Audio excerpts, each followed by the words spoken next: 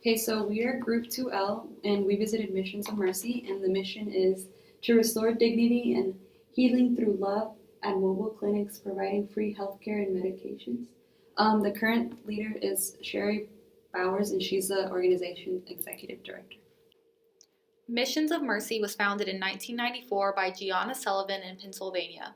Missions of Mercy's purpose is to provide free healthcare, including medical and prescription medications, to the uninsured. On average, they serve about 5,278 patients. Some of their major projects include raising the money to sustain all their current and future operating expenses. Missions of Mercy is also working on building new relationships to increase their programs and services. Sherry Bowers is the Executive Director for Mission of Mercy. She is also a certified fundraising executive, wife, and mother. She has worked for Mission of Mercy since 2014.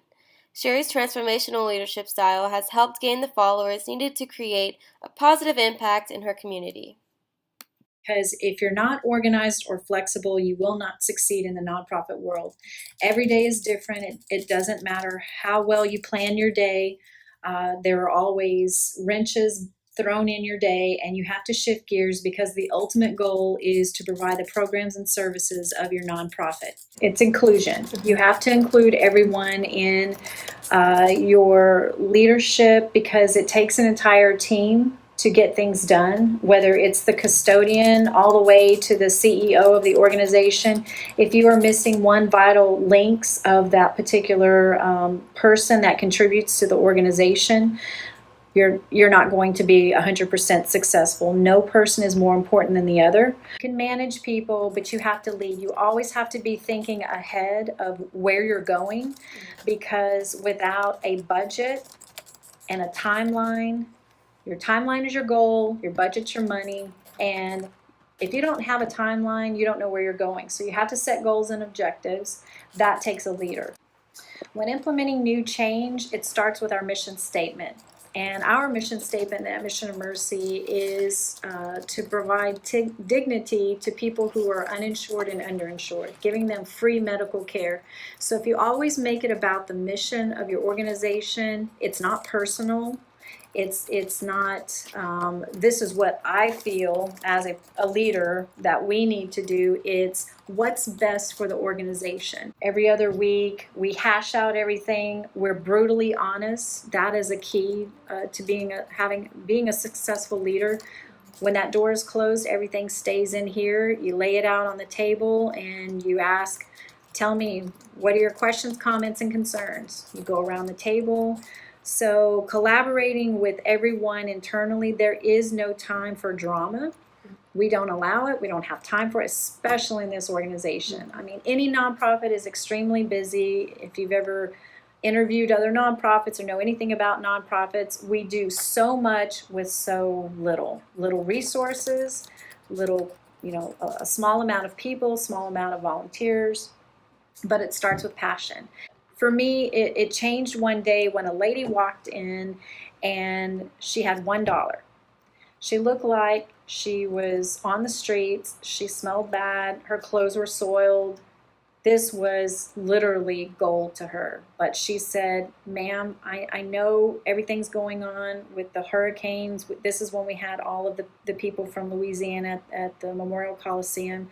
Red Cross, we were taking care of all that. We were doing all the logistics on that. It was overwhelming. I had to bring someone in just to answer my phone because it was straight. And that lady gave me that $1, and her eyes and the passion and the commitment and the tear said, please do something good with this. And this woman could have done something with that $1 for herself. So being able to take a person's desire of giving and matching it to a need in the community is pretty powerful. Many organizations are always in a position, especially a nonprofit, where you have to shave expenses. But the key is not shaving expenses so much that your programs and services suffer. So, of course, people take a hit on that. Your staff takes a hit on that. And that's why I personally am a part of the Association of Fundraising Professionals, and we abide by something called the Donor Bill of Rights and Ethics and Standards.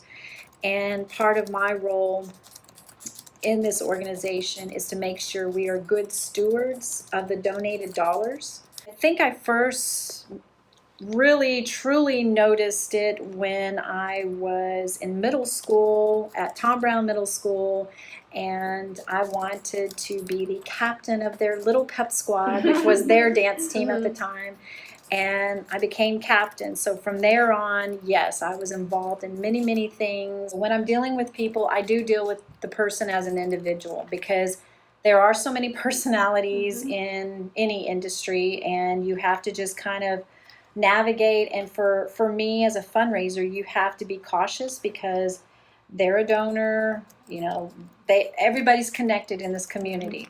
People in a positive way, and I get that feedback. And so I'm not just saying this from my own opinion.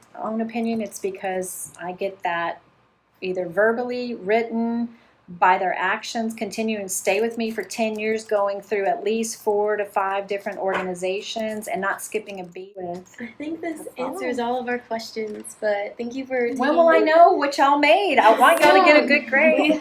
This video is due on the 17th, so we Okay. have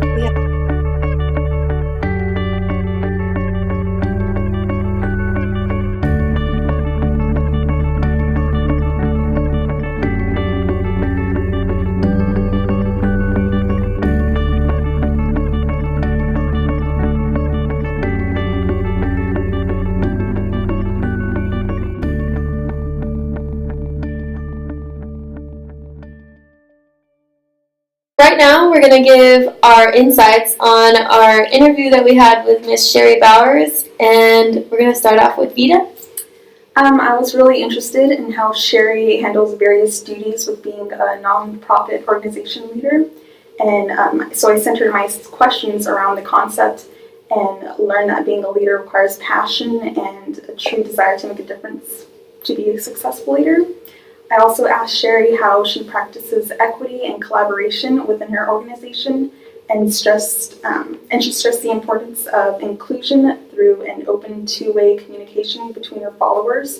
She also said that feedback is crucial when making decisions, and is always accepting of criticism, and I think that proves that she is an ethical and charismatic leader.